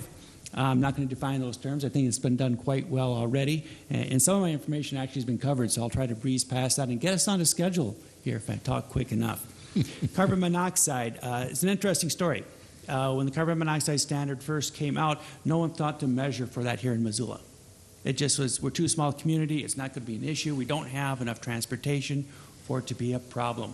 University student, I believe it was in the 1970s, for some project, just run around town and did some measuring for carbon monoxide. Lo and behold, they found levels that were very high, extreme. Unfortunately, I never did get an exact data set from them, but I do know some of the measurements were for 8-hour averages over 20 parts per million. The federal standard is 9 parts per million for an 8-hour average. And this was at various locations around the town. At that time in the 1970s and early 1980s, the real problem for carbon monoxide wasn't just transportation. It also included our wood stoves. There are lots and lots of wood stoves used. They also put out some carbon monoxide. They were causing the huge CO concentrations throughout the community, not just at intersections.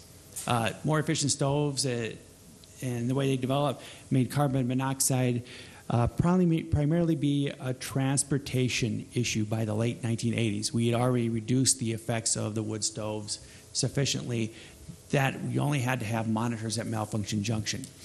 In the late 70s and early 80s, we had 2 monitors, one at Boyd Park, residential area, one at Malfunction Junction. Boyd Park one was closed down. We became our more normal community for CO. It's all transportation.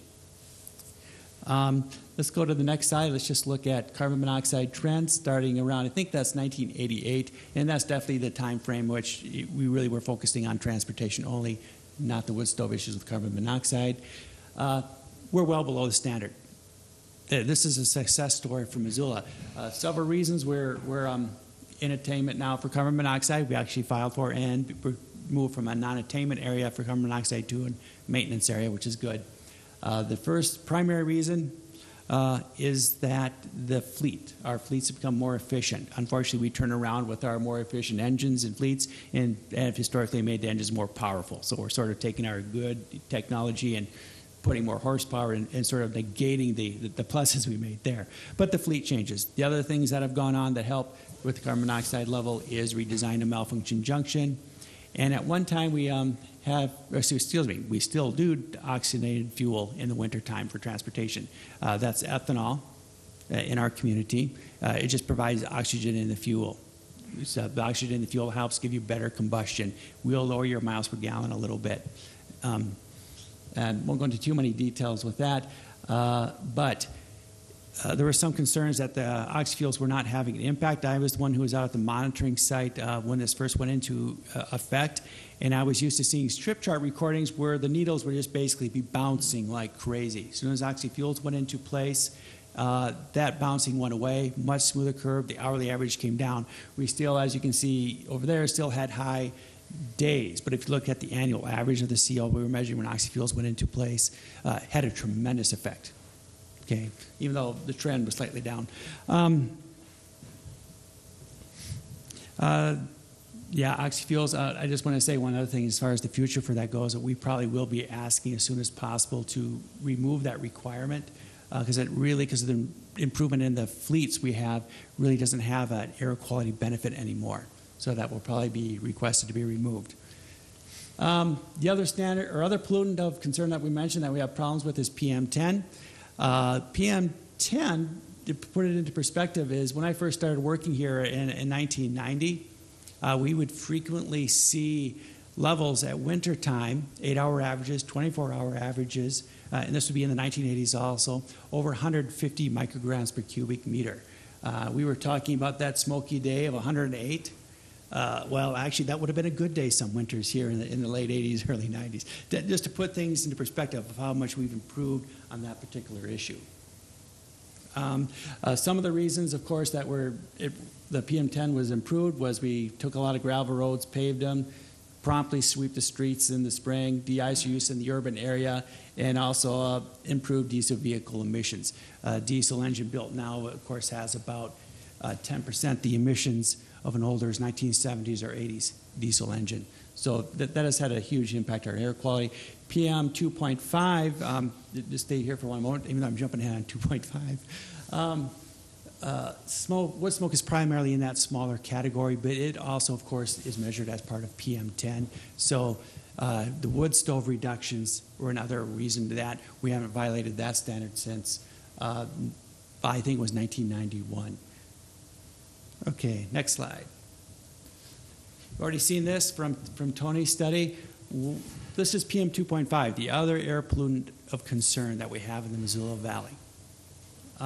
Wood stoves, of course, are the primary source of this PM 2.5, but I wanted to notice something that I saw on every single slide that Tony showed and in this slide, the ammonium nitrate factor. As he stated before, that's a secondary pollutant, and it basically comes as a sign of your transportation sector.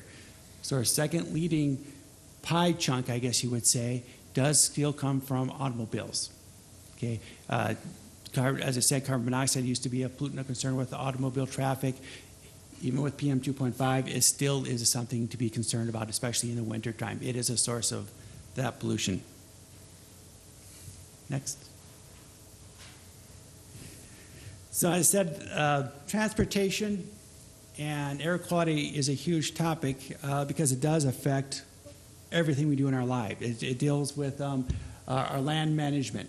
One of the things that we're concerned at the health department is the fact that our airshed isn't growing, but our population does. What that basically means is that each of us individually has a smaller amount of pollution we can put into the atmosphere every day. So we've made huge strides. We're still underneath the standard.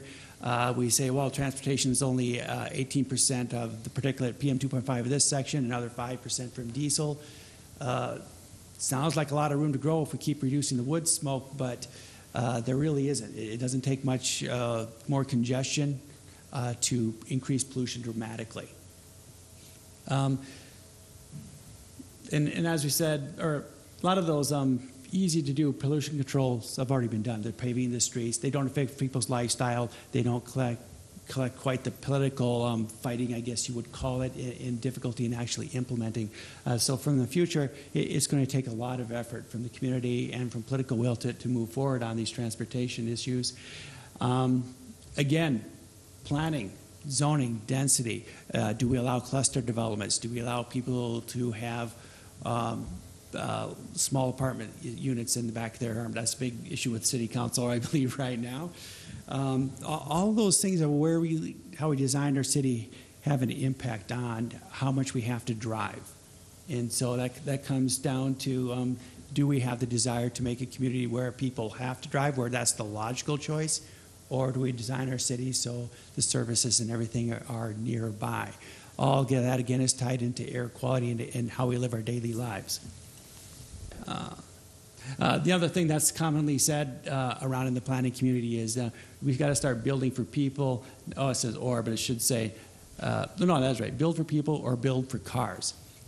So that's sort of like how you look at your development and how your community wants to approach their future development, and they're designing it as things are done. Is it going to be urban sprawl? Is it going to be concentrated inwards? Things like that. And this model that I've heard more than once, I didn't think of it myself, is doesn't mean do a design that says there's going to be no cars. It's going to say let's design for the people, and then we'll make the cars fit in there somehow.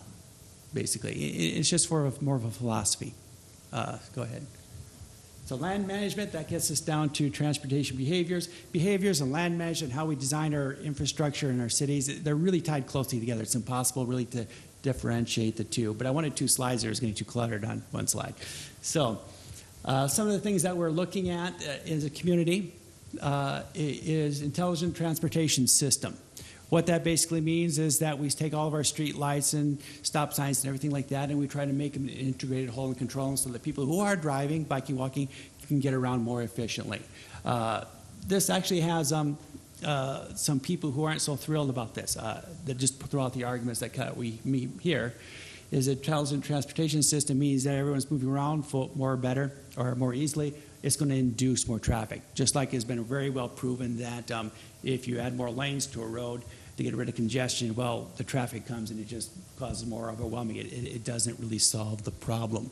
I will say that the few places around the world that have done intelligent transportation system that induce traffic effect doesn't seem to be overwhelmed like that adding more lanes does. It does seem to have a benefit as far as making things more efficient. The other example that people like to talk about is, you shouldn't even buy a Prius or something that's more fuel efficient, because then you'll say, I can do this. It gives me license to drive more because I'm more fuel efficient. A lot of studies have actually been looked at that, and if you look at the United States use of fuel, am I getting too far from the mic again? There we go. use of fuel, again, that doesn't seem to reduce as much traffic as the savings you get. So there are benefits, it looks like, from doing these efficiency measures as far as carbon dioxide emissions go, if people are going to choose to use vehicles to get around, and also from just the local air pollution concerns, the carbon monoxide, the ultrafine particulate, etc. And I think that is one of the bigger health issues we have with the automobile traffic is the PM 2.5, but also those ultrafine near the very busy roads that does occur. Other things to think about is bike ped infrastructure. We really like this one because it also promotes a healthier lifestyle. Nationwide, obesity is definitely, and being overweight is definitely a problem, has a huge strain on our healthcare systems. So get multiple benefits when we can design a system where that walking, biking is a more logical choice versus like if you're in Maryland, if you've ever been there in parts of the East Coast, walking is not the logical choice. You get in the car to go that 3 blocks. That's really your choice. I'm way over my time here. I just want to mention mass transit, transportation demand management, and that the city of Missoula has done a lot to address these issues. We have Missoula in Motion. We have the Missoula River Valley Transportation Management Association. We have active citizen groups involved in saying, hey, make sure we include bike lanes. Make sure we make a system that's good for all users. So we made a lot of progress there, and we still have a long way to go, just like most communities in America. And with that, I'd just like to end with the best slide dealing with personal transportation choices. There we go. And on a positive note, we need more of these in Missoula. I think they would be highly popular. Thank you. Thank you, Ben.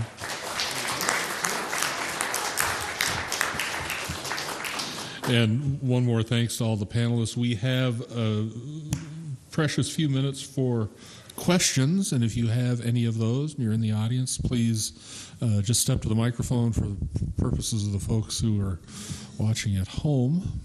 And John will turn it on. Anyone have questions for the panelists this evening?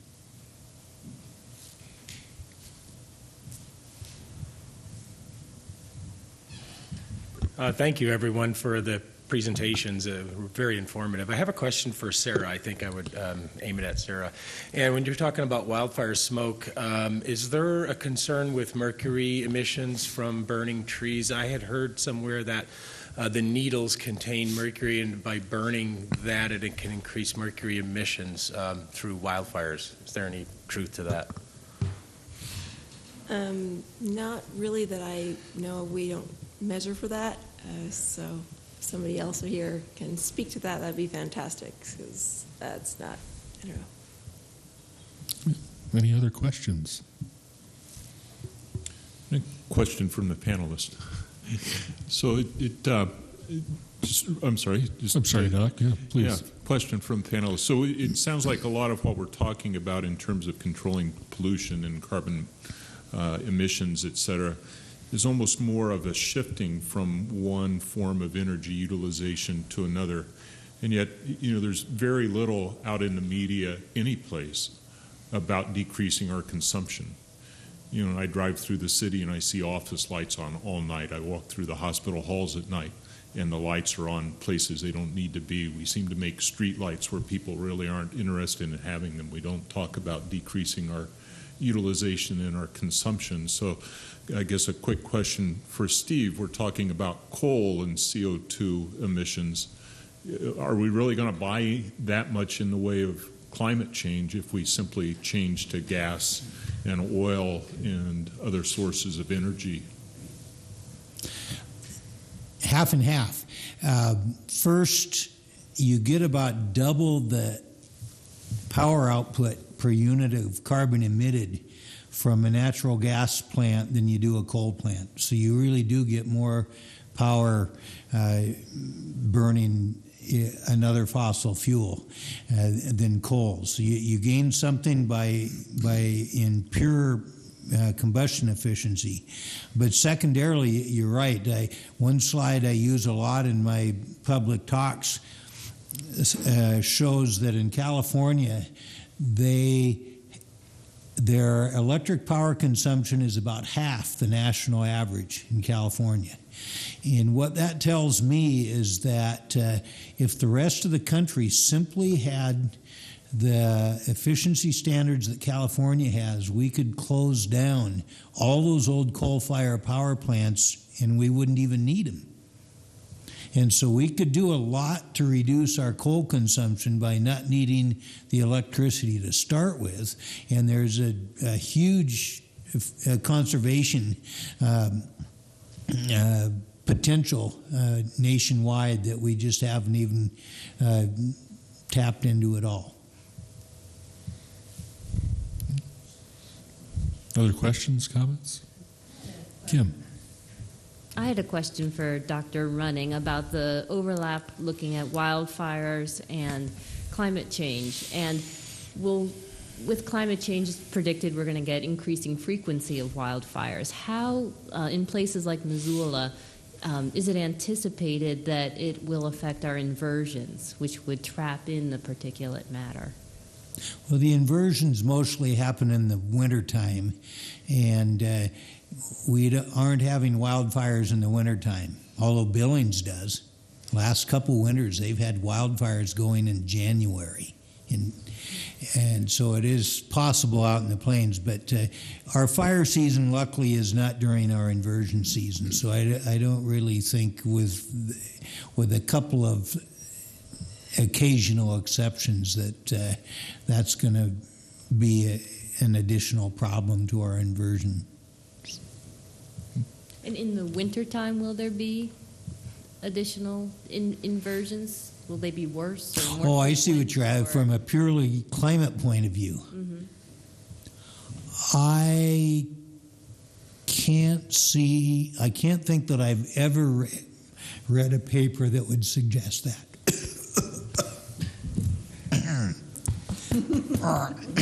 So, no, I don't think so. Okay. I just wanted to make one comment because it is important that we consume less, and this is speaking to your question about what kind of energy sources are we going to use, because natural gas, like Steve was saying, well, that's a much smaller carbon footprint.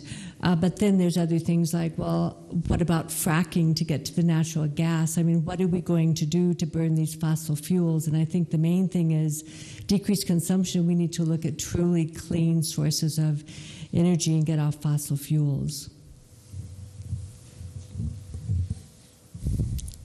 Anyone else this evening? Sir? Oh, I'm sorry, Jan? I have one more question. The information that we've heard tonight here is all true. So how do we get from knowing this information to policies that will put what we know into action? I think that's probably a subject for another night. No one's biting. Anyone else this evening? Dr. Running, you pointed out the dramatic decrease in coal burning problems in the last year or so. Is that all a result of regulatory action, or have the owners simply given up on maintaining those dinosaurs? It'd be nice if we could claim that it was environmental movements that have forced this. Primarily, it's been that natural gas is so cheap, and building a gas-fired power plant is so cheap and fast that they are in a purely economic competitive stance driving coal out of business. And we'd like to claim it was our environmental standards that are pushing them out of business, but that's only a little bit of it.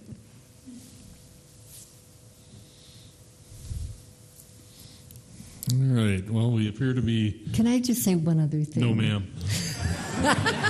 Yes, please, The Dr. last Milan. word. But I think Jan's question is so good. I just wanted to say that one thing Dr. Smith and I have been working on is to get the healthcare professionals organized, demanding a health impact statement about transportation through Missoula, but really getting the healthcare professionals more involved in these issues. So, because Jan, I know that you have MELT, and I think the more that we can get organized, get groups of people, especially with the legislative session that's going to be starting up.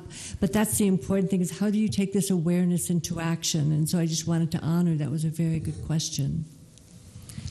And I'd just like to add that as we head into the new year, we're likely to see many new national regulations that can affect air quality, and that it's going to be a great time to protect the Clean Air Act and also ensure that these new regulations are as strong as possible and will protect our health. And so since that's the end of questions, I just want to thank all of the panelists and to thank a lot of the folks in Missoula who helped give us a stronger particulate matter standard on December 18th. And keeping a strong Clean Air Act is essential to maintaining our lung health and saving lives. And I encourage you to visit ALA's website, www.fightingforair.org, to learn more about our healthy air priorities for this next year. You can also sign up for more information, and as these regulations come up, we can let you know what's happening and how you can get involved by signing up on the clipboard out on the table. I've also got my card on there, and you're welcome to call me with any questions.